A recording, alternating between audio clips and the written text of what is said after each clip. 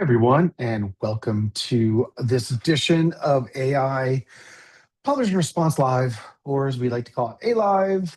Um, and just obviously, what we are trying to do is talk about all things AI as it relates to publishing. I've got a good topic today that I'm going to dive into and just really try to work the problems. Of what it's going to take and really kind of maybe a aspect of like when we use the word automation versus when we use the word AI. But a couple of things before I dive into that. Um,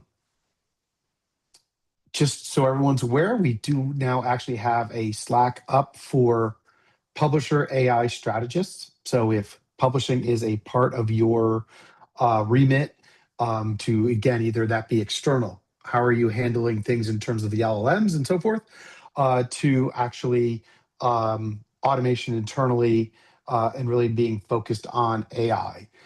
We just want to make sure to kind of elevate that. And that, by the way, works for both revenue and editorial. So really, we're thinking about it this way because there's so much that actually a publisher has to align and so forth. Joining me is Dennis. If Dennis, I don't know if you turned off your camera, you're working through things or whatever, but come on up here. I'm good. Technical difficulties Yeah, are gone. all good. Excellent. Awesome. And Dennis is one of our co-hosts of this particular podcast. We might have a couple other people. And by the way that we wanted to run this is as people have questions or comments, by all means, put them in the chat, raise your hand, make sure we're aware of you. And we might even have you come up and join us. We definitely want as many voices and to hear things, especially today, because I'm going to be throwing some stuff out. It's not like I prepped Dennis and said, "Here's all the things I'm going to say." So we're gonna fly a little bit with that. But I also feel like this is the style that I want. Instead of just having a podcast of just broadcasting out, we want to pull the community together to talk through these things and get as many voices as we can. The session we did last with Amanda, was phenomenal. Someone from the brand side thinking about all that was really, really good. Um, we're working on when the next one will be. San Antonio is 2 weeks from now, so that Friday would be a little bit of a tough turnaround, possible, if I get the right guests or people suggest particular topics. But other than that, I'm going to dive right in. And again, I know Dennis, this is like I'm walking right in your wheelhouse here Mhm. from all of your experience with all this stuff.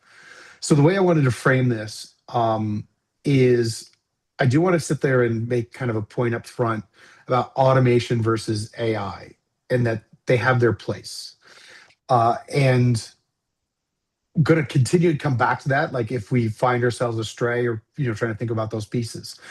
But one of the things that I've been thinking about is just the overall publisher sales cycle from, I mean, everyone has their own version of this, from quote to cash to lead to cash, or everyone's got like a cool couple different variations of that. Dennis, do you have like one? Do you have Pitch to cash. pitch to cash? There you go. Right. So like that whole process, okay, which let's just be clear, really should be about automation and just getting that to be as efficient as possible. I think there's two. I think AI has a place there in agents, but Sure. agree somewhat. Well, that's the part I want to like find the line, right? Because I think that Yeah. I agree. Like again, it isn't one or the other here, but there is this aspect Mhm. of how people like want to throw things. But the as I've been thinking about automation and thinking about all the places within the workflow, um, that I kind of feel like the RFP process and I'm going to expand that just a little bit to like what I'll just call sales intelligence. Mhm. Like that part, probably one of the trickiest pieces of the whole thing. My recommendation is that's where people should be focusing their energy. Highest opportunity for return in the short term and the long term. Not dismissing reports, not dismissing financial, even ops, ad trafficking, or whatever. But like this is like I think going to be kind of the heart of it that I think that everyone should focus on. And if anyone wants to challenge me on that, I would love to hear. Um, but that's kind of how I'm thinking of this. You know. Mhm. Um, so with that in mind, you know, I want to start by just talking a little bit about more of a direct sales, we'll say IO based direct sales. We could get into programmatic as a part of that. I then kind of want to talk about programmatic into direct, like how what programmatic can tell you that you could turn into direct deals. It's been done. I've done it. Okay, maybe a number of times in my hand, but I've done it. It Mhm. can work. Yeah. Programmatic to programmatic, like in other words, how do you optimize potential in an area? I don't know that I'm going to spend as much time on that, but if again the audience has things that they want to talk about with that, let's bring it up. And I think that all leads to ad CP in the future and just kind of preparing for it, and then kind of what systems and so forth. So Mhm. that's to me the thread. But like, you know, Dennis, you and I can have a conversation about this, some of the things that Mhm. you've done, some of the things that you've seen, want to kind of get into that. But I also just going to highly recommend that really anyone that's on the call, that's listening in, you've got opinions, join us up here, use the chat, raise the points, use the Q&A, give us some material to kind of work with and stuff like that. So a lot of setup for that. Dennis, I'm going to kind of throw it to you. I know again that Mhm. this is something that you've been focused on and so forth. Mhm. Um, Talk a little bit about when you're working and talking to an organization, and it's like this particular piece, direct sold, Mhm. trying to create automation, trying to create efficiency, trying to get more data out of it and stuff like that. What are some of the things that people need to be thinking about? What have you observed? What have you seen? What Mhm. works? You take it where you want to go. Yeah, I think the key is to understanding your process first, right? And making sure the data is stable and the information's coming through, has the right location. Then you can focus on, for me, like the first wave is automation. Take a plan that comes in, right? You want to be able to, ingest a agency plan, a Prisma plan, your unique template, a PDF. God knows how many different ways you get that IO, right, come in. So you want to use automation to structure how you represent, that plan in your interface, right? You want it to look exactly like it, but monitor in your kind of system.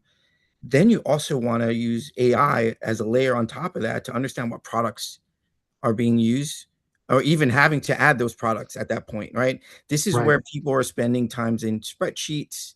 They're spending times on phone calls, looking in different platforms to get all that information, right? You want it to be, it doesn't matter if it's coming from different places. You want it in one spot where you can work on it and activate things, right? And Yeah. and AI comes in for that, like recommending products, like telling you, this is a package, even though according to the agency IO, it doesn't look like a package. This requires 7 lines in my system, right? All that logic is what you use AI for. And then you layer on agents as the third wave to kind of do that processing autonomously and then work. It's a lot of work, but that is the foundation of Right. your Right. business, right? Because then the creative comes, then the trafficking comes, the optimization, the reporting, the pacing, troubleshooting. That's the foundation, right? I And think the only thing as important to that is when sales are putting in opportunities and deals, like helping them automate that or, use AI to kind of do that work for them while they're on the street paving the pavement, yeah. right? We have to get garbage in, garbage out, right? It starts there. And then when it gets to RFP and planning is being able to do that in one platform. And that's the work I've been focused on Really. for a while now. Yeah, for a while. Yeah.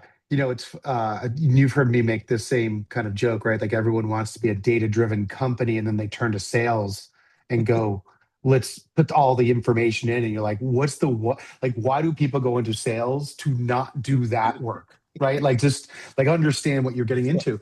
But that to me again is like something that, and again, keep in mind that some of the reasons that I dive in deeper on some of this stuff has been just like for publishers to really survive and thrive in what I believe is going to happen to our overall industry. Like there's certain areas of excellence, Mhm. right? And there's a piece right here where you really want to know what people want to buy from you.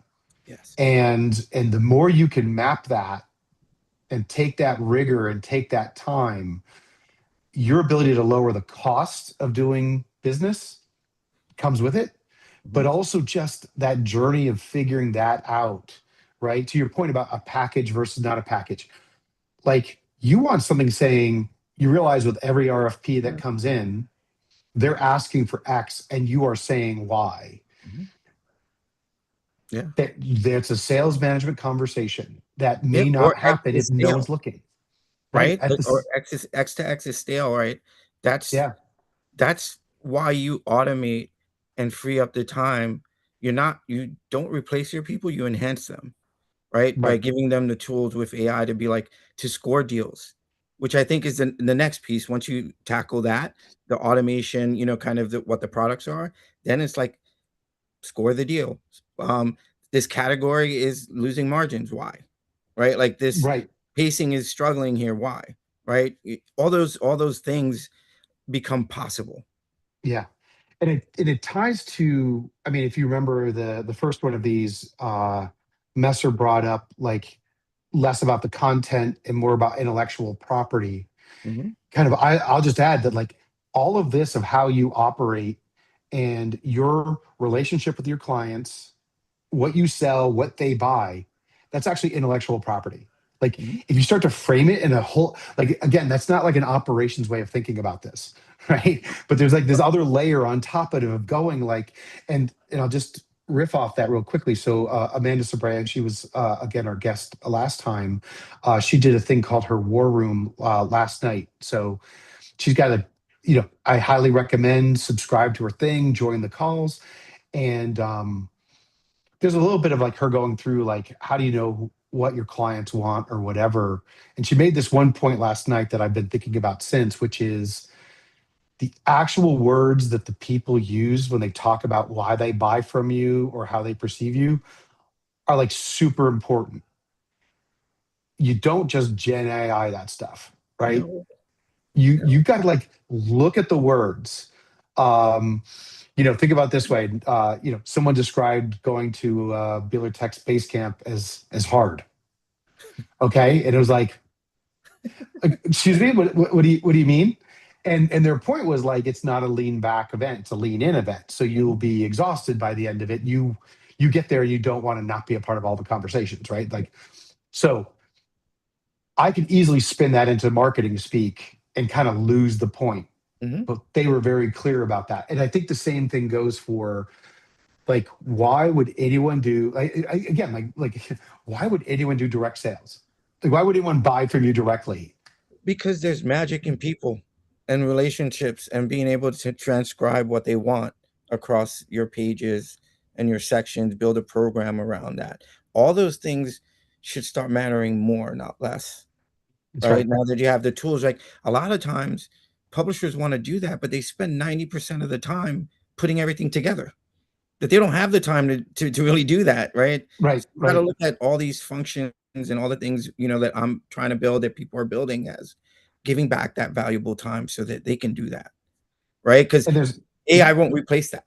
AI, it's not gonna replace the human soul, the magic, the connection, right? And give people more time to do that. I mean, sales when it's done is an art to it, Mhm, right? And even product creation and product, all of that fit is there's a little bit of an art to it, mhm, that would make you stand out versus others. exactly. Um, Again, you want to be as automated as you possibly Mhm, can, but you have to keep that. I think you and I are always going to keep coming back to like keeping the soul of what you do, yeah. because otherwise, who are you? Like, what are you competing with? Yeah. Like, Like, you can the out goal is to AI. cut Yeah, down the 27 steps it takes to get something live to 5, and then have the 6th step be everybody evaluating everything, having the time to not just optimize towards delivery like we all yeah. did and do, right? Like, look at performance, look at deal structure. We sell the same thing to the same clients a lot of times over and over again, and then have meetings wondering why budgets are decreasing, performance is going Hmm. down, but we don't have enough time to really work on it, right? Like, Yeah. so like this, a lot of this, that's how we should be looking at it as it. as a tool to give us back valuable time. Yeah, I think that that's right. And then I think the other part of AI as assistant is, and this is something I'll be candid that I'm struggling a little bit. You kind of hinted at it before. It's like something comes through Prisma, something comes through this. Well, a lot of things come through email, Yeah. and it is trying to figure out how to get inject into that process to pull again the non untangibles as things start to It's be so hard. created. I want all that. I don't like. I'm sitting there going like I'm trying to figure out like, like do I just read the last email? Can I like maybe start there and then I'll work up the chain? But there is a piece of this that like it's such to your point, it's relationship driven stuff. And so Mhm. as you know, something comes through like yeah, let's go with five. Yeah, Five what? yeah, Five what? yeah. But That's but you why, people like, you yeah, gotta focus on building stuff around that, right? Like, email sucks, right? Build a plugin that has an agent that is scanning for advertising, words and things like client names spelled wrong, or new right. person, new agency, some of that stuff, right? Let the salesperson work in the deal, because I've spent almost a year processing, that information for someone just to understand it, right? And at the end being like, maybe we should do something else, or form or organize it, in a different way. But Yeah. there are ways around that, but it's true. It's like the whole process is a bit cloudy, because it's not standard. We're selling, attention, we're selling eyeballs, we're selling creative and performance. Those things are hard to put on paper, you Yeah. know? Yeah. And so that and but to me there's a discipline there that we all have to figure out. Um you have to again build for those that messiness of the data, Yeah. but just sit there and get that translated as quickly into something that you Mhm. can automate. And you know, again, the only advice there is to kind of go through the process Yeah. because it's going to kind of be cultural. It's going to be your salespeople. I think you remember I used to work for AL.com, AlabamaLive.com. Mhm. Their contracts are a little different than the New Jersey contracts were. I'll let Yeah. you all fill in the stereotypes, and they played themselves out in the way that that worked. It was kind of fun to kind of see the difference there. The other part that I think um, I know I've done with my business, and I am thinking more along the lines of hold on one second, we got Scott's going to be joining us, I think, here. Yeah. And hold on a second. Cool.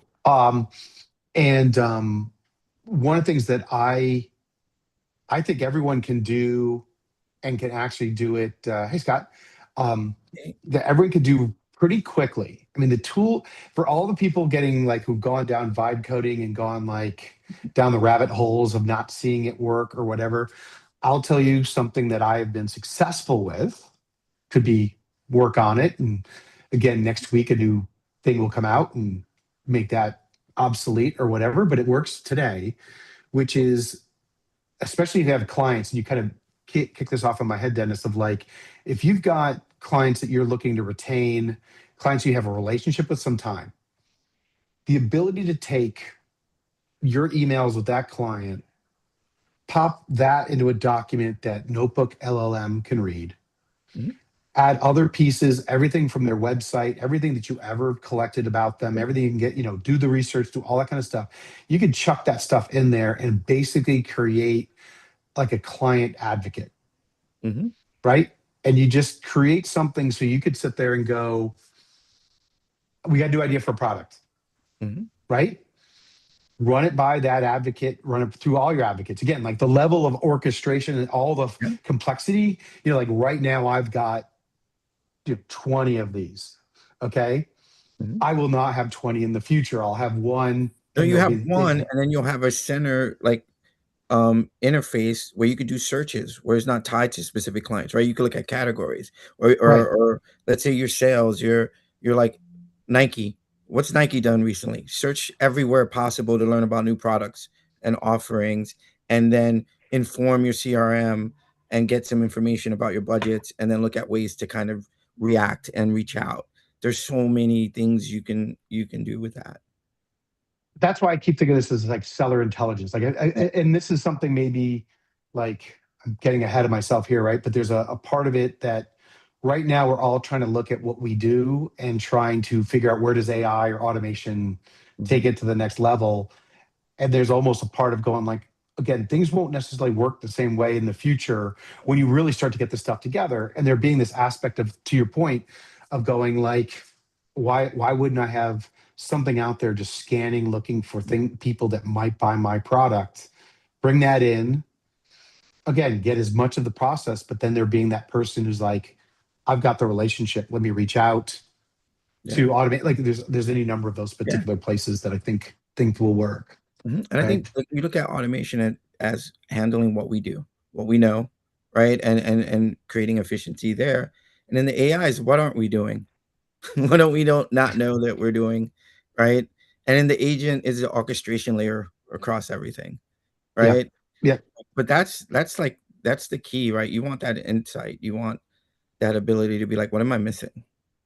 You know? And one of the things that I'll just always come back to with this, in my opinion, is the journey. So when I started setting this up, right, and then created a report. So in the morning, I got a report. Like it went through all my newsletters, tried to find whether there was anything related to my clients that could be a relevant thing to create content or involve them with, Yeah. right? And you got to realize that first email I got Oh my God, you're like, was, holy shit, it worked. You know? well, it was like, wow, let's this is going to need some fine tuning, right? It's like almost everything was, it's tough being a publisher, and this company serves publishers, so therefore, what a great opportunity. You're like, okay, that was not what I, and I think that that's the part that I will always come back, that I keep learning over and over again. If you want to talk about a role for the future, is requirements, Mhm. is like it feels so easy to type into whatever ChatGPT or whatever and go like, "Hey, build me this," and it's like, "That's so cool." Not quite what I wanted, Yeah. right? And you wind up coming back and sitting there doing it again, and It's a then huge difference. Like, me building automation for my personal stuff is me writing a few paragraphs, maybe a few pages. When I'm doing requirements and I've done PRDs, they've been 78 pages, 100. That's the right, difference, right? yes.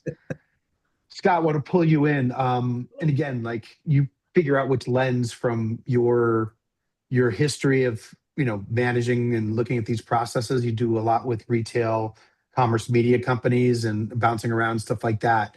To the part that we've gotten so far, is there anything in terms of additional spots or places that you would drill down in on? Um, I love the idea of centralizing information, and it's not super new to have like your email scanned and scrubbed and put in, but I think what is newer is the ability to do it on a smaller scale without like larger enterprise solutions. Like if you're just like a 2 or 3 person shop or sales team, like getting a notebook LM and dumping stuff in there on a per client basis or on a bigger project basis is probably pretty doable. And then you can vibe code your way into like automatically pulling stuff in. I was recently on the sort of newer stuff of like what is cool in AI that's happening. Have you heard of a service called Connect the Dots? Yes, I'm in. I Yeah. did it. It's cool. So for everyone who doesn't know, it's this neat service that I'll preface with is privacy preserving and doesn't spam everybody. And I have no stake in this. I don't know them. One of the companies that I work with brought them on, and so I got to use it.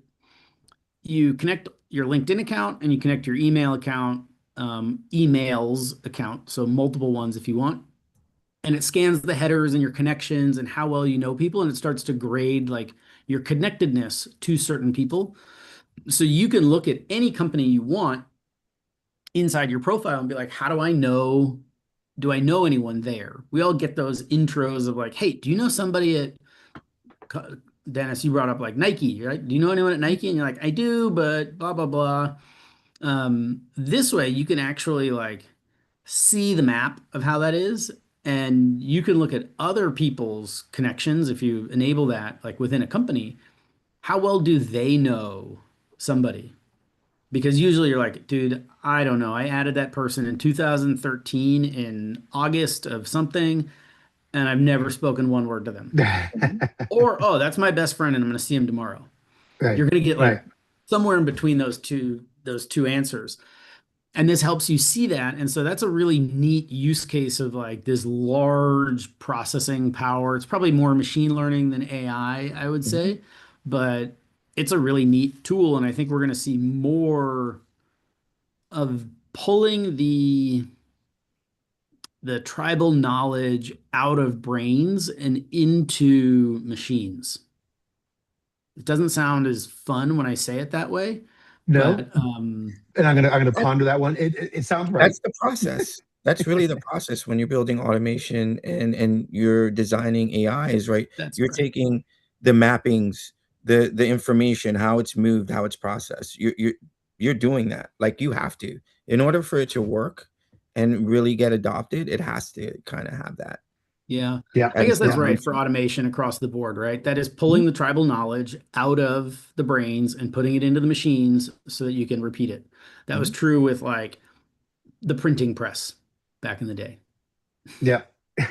I know how to write, and now I'm going to use a letter for a machine and I'm going to tell it which letters go first and next. There. The and the other reason that I brought up this particular part of the workflow is toward the beginning is it is actually multi-departmental. And that again is just like, I mean, everything kind of comes down to reps now, right? Like the first time you like try to put together your specs for automation, you probably skipped a few steps, right? Mhm. Or you learn Yeah. what those bigger parts are, but you also are having to get the organization kind of on like bought in. Mhm. So again, if you're sitting there again trying to figure out how to future proof your business, and again you have salespeople, you got to get them on board with these aspects of it. And at the same time, Dennis, you keep always making sure to say it right of like, and then the people's role will be X, Mhm. right? Like that, like they're um, again, I, again, I don't know how much you guys are on TikTok, but I'm on TikTok and I am told that I can make 10,000 $10,000 a day if all I do is create this one little automation that will find my clients and hit them up with emails and just sit there and go like, no, like Yeah. that's not like that's, if you can do it, whoever you are, whoever you could do it, Yeah. I know who gotta you're be wrong. selling to, but that's not really gonna work. Right? Like creating new ways to spam people is actually makes relationships even more valuable because you're somehow going to get your email or your text or whatever to actually kind of read through all that. I want to read what James had to say here. Transcribing the calls, right? Yeah, and I feel like there's a part of that like James, to your point that I said that Amanda mentioned is yes, get the summary, never lose the exact words. And I just say that because again, there's a part of it that you won't do this for every single time, but like there will be a point of going, why are we flat on this product? Or why is this client not spending more or whatever? And you really want to go back to the original words. And you actually want to really she gave a great question of like, before you started working with me, like what was it that made you like what changed and whatever, like what was the and those types of things, right? Like, and I think that Mhm. those are parts that help you actually get to the true KPIs that sometimes are hard to pull out from there. uh by all means, more questions, guys. If you have more points, the only thing that I was just going to kind of move on is again, like I found RFP collection. I'm still trying to figure that out within an organization because it's mostly an email, and we'll work on that. Mhm. Product definition is just again going to be so important to get that right. Um, That's a happy tough to. one. That's a very tough one, right? Because I don't know, having run, shops in the past, sometimes you have so many products, people just create them because they can't find what to use. So you have that going on, or it means different things at different times of the year. So nailing that is very important. And it has to be done like detail after detail, right? And you have to go, I'll take 40%, and that's standard. I could process very simply. Then another 20%, that requires some tweaks and kind of build towards it. You're Right. not going to throw AI or anything at it. It's going to be like, I'm learning and now I know everything. And here, these products are better. I'm going to create them. It's like, you got to go through every single like setup Yeah. so that you can build to that core knowledge. And I think that is going to be jumping a little bit ahead if you start thinking about what ad CP might mean, what agentic selling means, is again like, think of it this way, like again, to kind of your point about the people who are making up products, imagine having 1,000 of them that can do it in milliseconds, Yeah. make And shit then up not and only sell it. make up products, act on them. Right. Yes, right, exactly. It's like Because I'm a publisher, I'm gonna let everyone come in and just change shit for me. we have to have a way that bots start to again, there will be avatars and all the things and whatever, but I immediately want to go to having my agents all obviously tell me like what they look like, and you just imagine some of these sales agents are just going to be like, hey, they walk on the lot, they're gonna buy, type of guy, right? And just sit there going like, which is what I want to do. I want to create, bots, made in Jersey, just Yeah. because I just know that we'll be much more successful at Yeah. getting the deal. Some broken neck. Yeah, go ahead. Yeah, and I think for publishers, like it's not just in your sales department and doing this and recording like client calls. There's a lot of value in doing this for internal meetings and things like, and this is where you really have to take stock of like what's your company culture and how do you operate. I think there's sort of a spectrum of like we have a lot of meetings and nothing gets written down. And then there's the people we have no meetings and everything gets written down. And then probably the weird one where like we have a lot of meetings and everything gets written down and shared and people read that stuff. And I've been inside all different companies. My clients work in different areas like that. Um, but using AI recordings for your meetings is great to create those summaries, to create those things, to pull out the ideas, the nuggets, to let people catch up faster. So I can't recommend something for you and say like you should be doing this, but what I should say is like you should be taking stock of your company, especially a CEO or someone who's in charge of the way it operates and asking like, could we be doing this better? And maybe like don't send AI emails to your clients, but let's record everything so we can do it and summarize it. Because you know how much time it takes to summarize a 1 hour meeting? 2 hours, Yeah, that's right. And right? since your day is 10 hours of phone calls, that's 20 hours between the next day, 100%. Right. And so I think there's a lot of value in doing that. And then you can put that into a repository and you can build on those things and make really easy wikis and sort of training. But that's a bigger cultural shift than it is and a slightly technological shift than it is just snapping the fingers and saying, let's be really good at this. Yeah. Um, I can tell you, I see a lot of conversations happening over Slack. And, there's something about when something gets typed out, some of the subtleties are lost. You shortcut it. You sometimes you don't say please when you absolutely needed a please in there. And then next thing you know, it's like, and so there's the aspect of like kind of recording sales to operations to all those pieces. Someone in the organization would get real value out of just understanding the way people talk. If y'all remember Joanna Bloor, who hopefully we're gonna get as a keynote for a future base camp, have her come back. She was telling me that there's a company that's really good at mapping emails throughout the company, so you could see who was really the decision, like who were the influencers within the company. right? It's Sounds kind of amazing. like, yeah, this goes to your manager, but it happened to go to Linda first. Yeah. Then it went to the manager. Just watching the flow of things, I think, again, or these are all, and while it's like taking what is our topic here of automation and whatever, but just like, who has time to do that if you were doing that manually? You would never do that. You need the tools to start to do this. And, Scott, to your point, like you could identify culture, you have to figure out how to influence the culture. Those are the pieces that you want the receipts, so you can actually sit there and just go like, we have a sales issue, or we have an operations issue, or we have a product issue, or whatever, and truly identify it. So too few organizations ever get there, right? Because it's all putting out fires. Mhm. Awesome. Um, yeah, and so building off that, I was going to kind of spin toward programmatic into direct. Mhm. Again, feel free if there's someplace else to go, and for anyone that's on the call that you see someplace that's uh, perhaps more insightful. I'll tell you what I've been doing recently.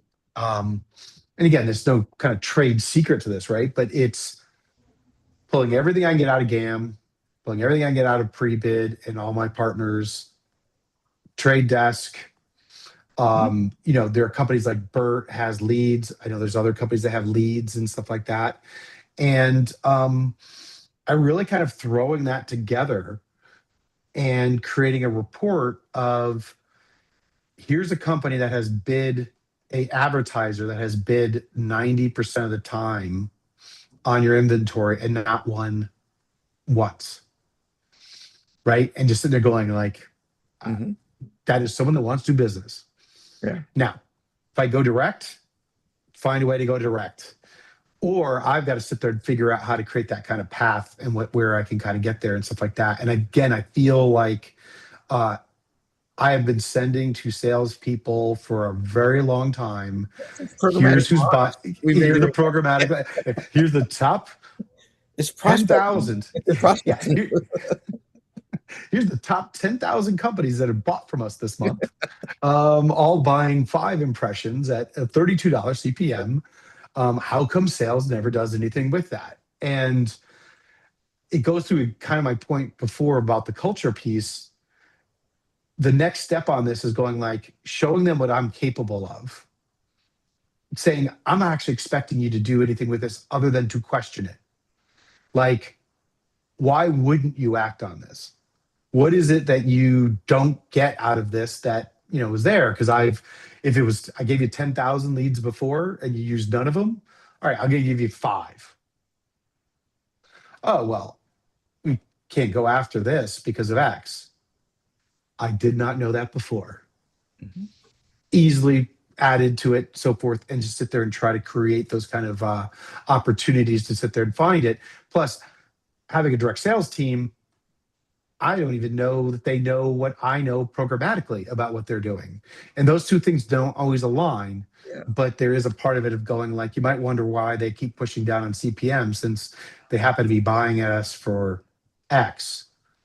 By the way, should we maybe not like plug that hole or not? Right? All of these things become better decisions.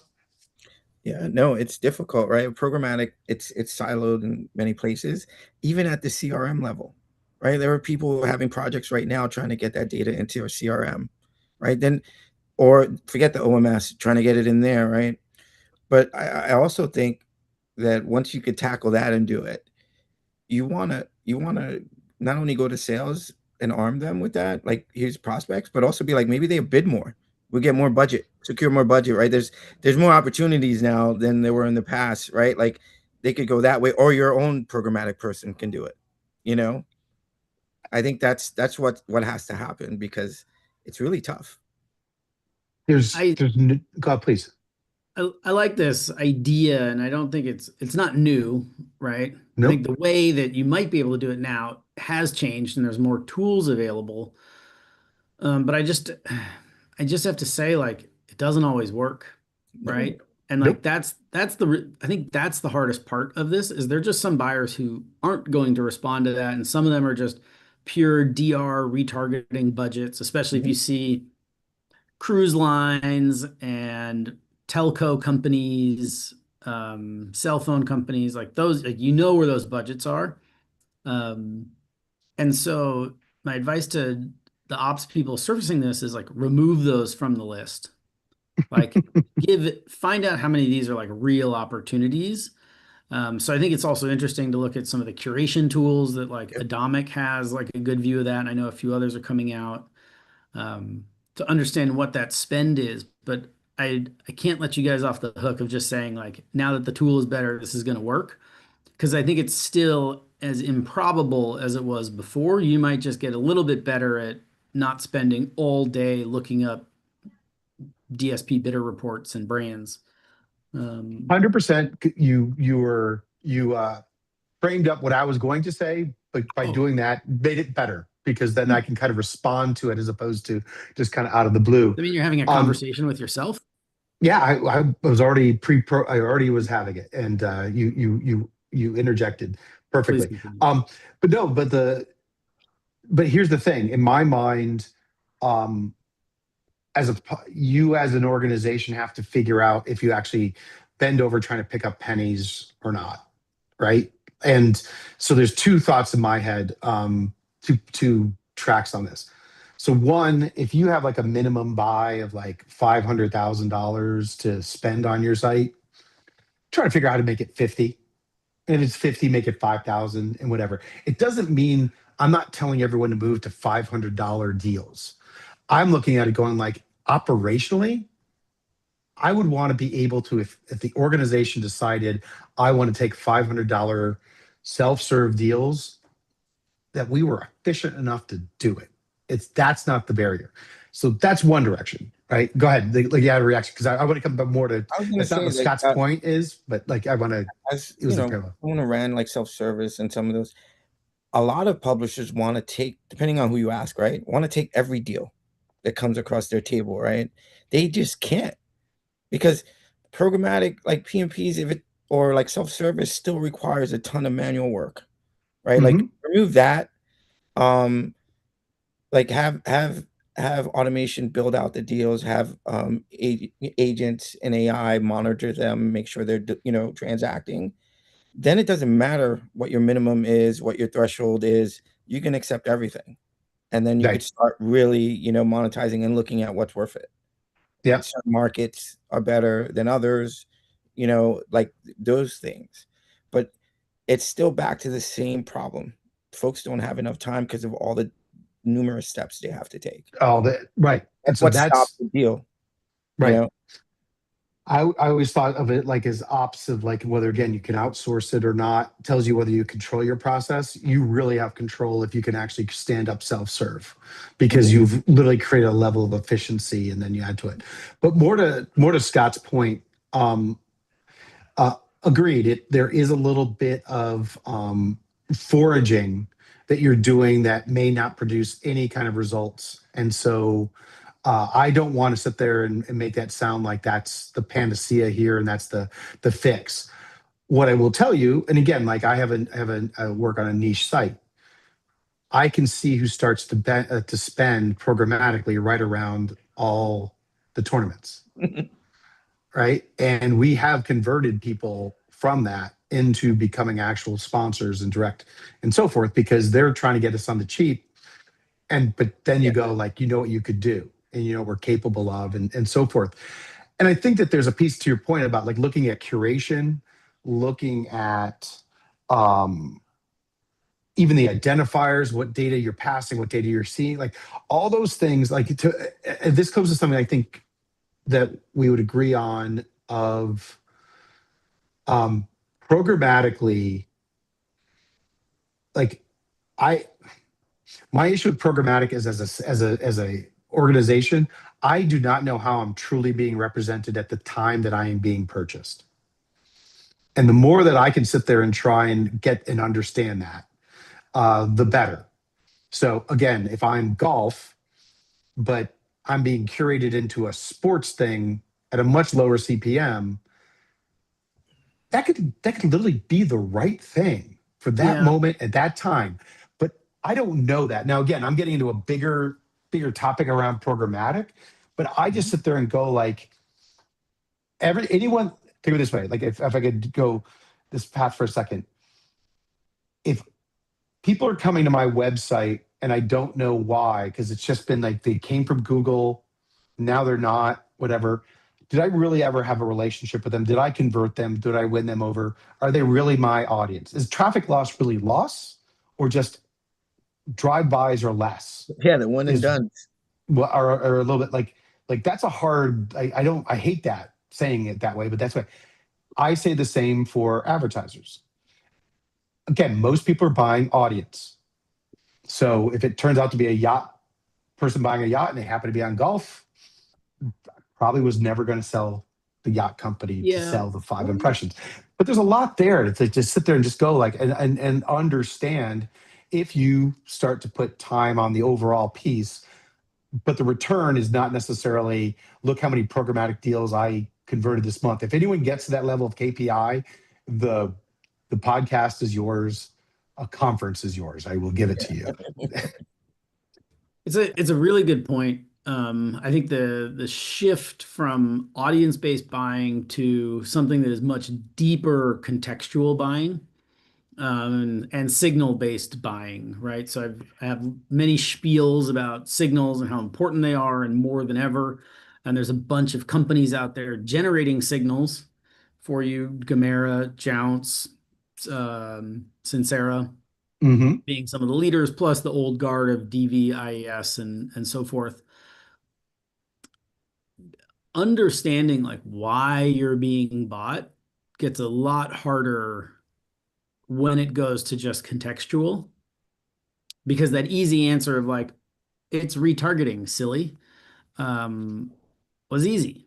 And we have cookies and we have audience, like audience when it means cookies is one thing. An audience when it means the collective group of people on my site means something else.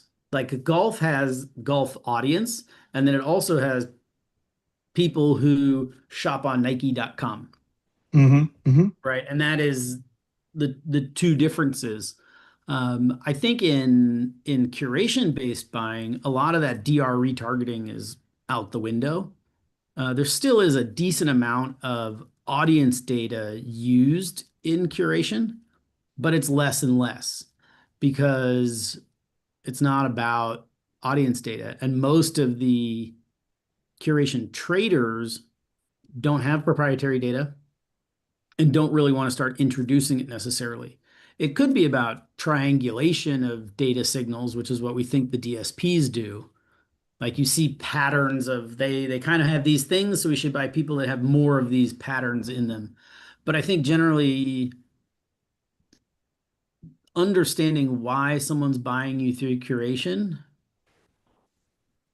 is more about the quality of your content and the thing you're writing about and the match of their campaign and your ability to attract I don't want to use this word, a quality user, right? Hmm. Not a child, somebody on a, I don't know, in the right Someone's got a state. card. Someone's got a who can put it Someone's on got a a credit card. card, something like that. Um, and I don't think we've solved that from a publishing perspective of what is this new thing and how do we get better at selling to curators? My Right. only answer is make great content that is worthy of being included, have great signals so that you are included. But largely, these people are buying or selling on your behalf, and we have very little way to control whether or not we're in them. Right. Right. Um, and then you're like, Which, well, if you yeah. play that scenario out a little more in your head, you're like, well, how could we do that? It's kind of like going back to ad networks.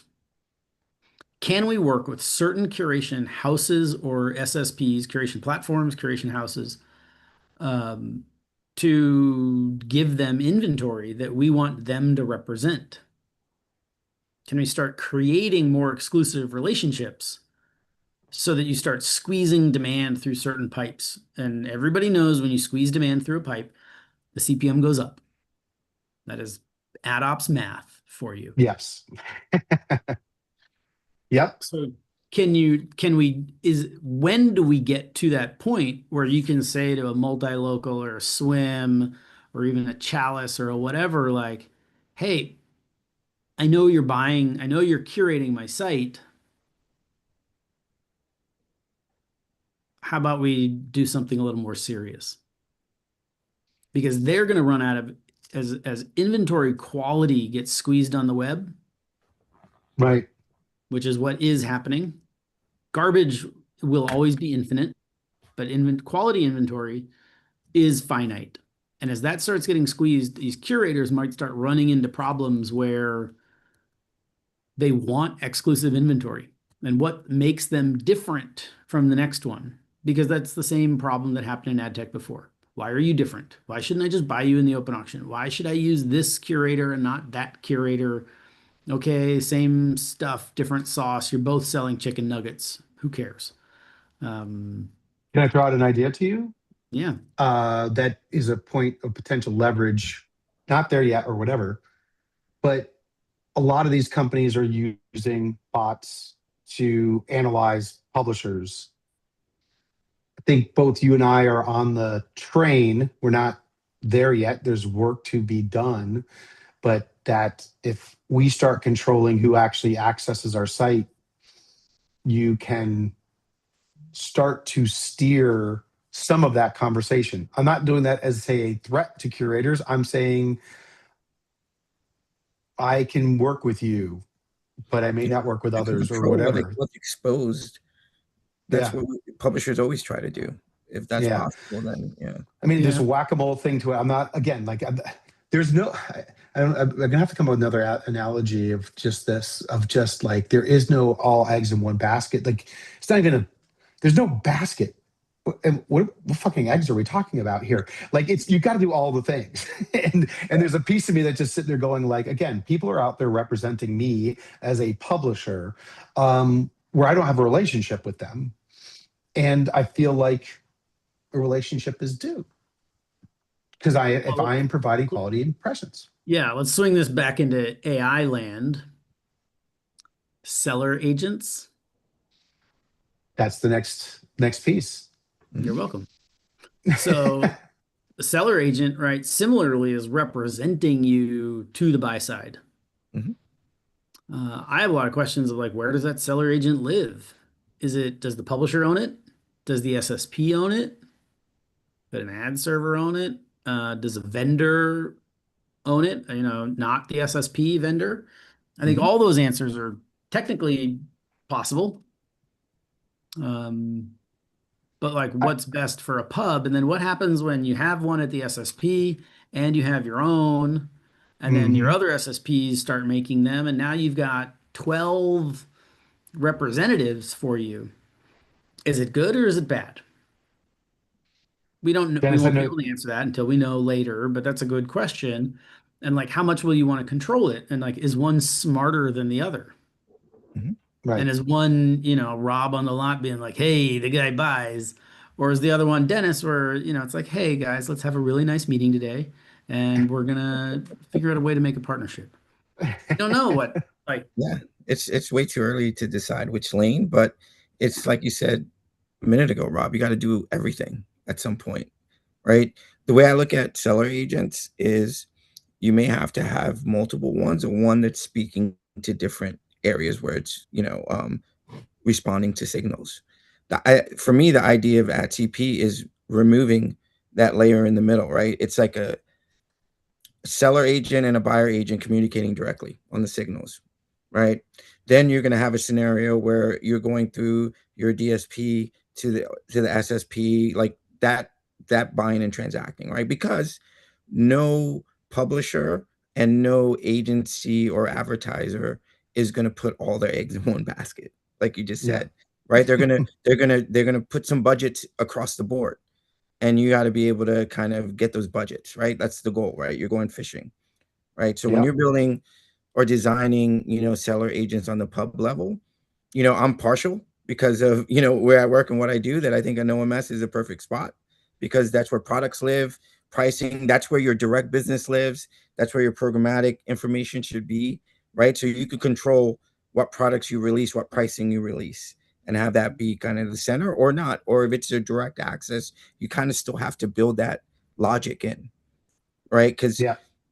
I like the idea of AI and AI understanding things and informing you, but I don't like the idea of AI making decisions on my budgets, on my optimizations, or going in and making changes Yeah. without, my idea. Because one of the things I don't think will ever change is sometimes the mechanics of a deal don't live in technology, or will never live in technology, right? So you want these transactions to happen at a certain point and then have some validation, have some control. So that's why, the way I see it happening is most publishers may choose one lane to test it. Maybe that's at CP route where it's agent to agent with some optionality, or they're going to partner with, their platform and try to get it for cheaper and test it that way. But this is just a new way of buying, Do right? you And think, Yeah. it's going to have yeah, those flavors. like, because that's also like, there's a lot of publishers that don't have order management systems. Yeah, yeah. Mhm. I'm sure you would love to speak with them, but Yeah. for those or your sales department would for the for them though, right? So I do love that the OMS is a great place. There's so much information there, and it makes sense to send them out because that's where your salespeople go. They don't even go into the ad server. They just live in the OMS. If you don't though, Mhm. is it conceptually then like a, a publisher should think about contracting a seller agent or building one or what it is as a version of an OMS and have to go through a bunch of the same thought exercises of packaging and pricing and Yeah. Well, information building? I think the beauty and one of the benefits of using automation and AI for this is maybe it can work off of your Excel spreadsheet because you don't have an OMS that you're working off of, right? Where you have kind of the definitions, pull from that, pull from a Well, specific template. You know what I mean? Just to know the guardrails, right? Yeah. Well, yeah, And it's not like then I'm not saying like where the information lives, but it's the yeah, yeah, same yeah, yeah. No, no. thought process, Right? right? It's well, that, that's right? You pull from that information, and that's where you get the data, right? From whatever source they're using it, and then you have to build logic in the seller agent, right? Like these sets of products, these sets of audience, these sets of content. I'm going to allow individuals to transact at certain floors and maybe have it send you responses saying this $10 floor should be 8 and you get X amount of increased revenue. And there the agent not only does the transaction, it starts providing the insight you would get or want to get at a limited amount from an OMS or another platform. And then as which the business scales, the logical step is to move to the OMS platform, but you'll get some of that kind of business flow and intelligence. We're talking about sales intelligence. A lot of the times you do these automations, it's all about like it's a done deal, but it's what it brings back, not just the transaction or the mechanics of it. It's like what are the bid rates? Why are they bidding? All those things should be possible now. it comes but one of the pieces to this that we all said, like, again, like, it's early days on ad cp, and again, there's one version of ad cp which is just it's programmatic plus. It's more shit happening faster. Like, I'm not in for hopefully what that is, but then there is some reimagining of some of how this works. But it all comes down to, well, the only way to prepare for either part of that spectrum is, again, getting your house in order, which is like, so to like, I'm putting it to my other comment of fishing and programmatic to see if you can get direct, which is a little bit more um oh shoot, Craig just left because he gave me an image to share here. I won't be able to do it while I'm talking. But there's a if you are a publisher right now, again, you have got to do some real soul searching. Who's your audience? How are you going to get your content in front of them, right? And build a business off of that. And if you're going to do it through advertising, now is the true understanding it, what it is that you are going to deliver. Mhm. That process alone, as ad cp and other things come up, have you prepared to walk into that conversation without a blank sheet of paper and going like, what do you do here? To me, I remember when I first ad cp came out, right? And it was like, I asked our publisher community, and like 60% said they want to build it themselves. Mhm.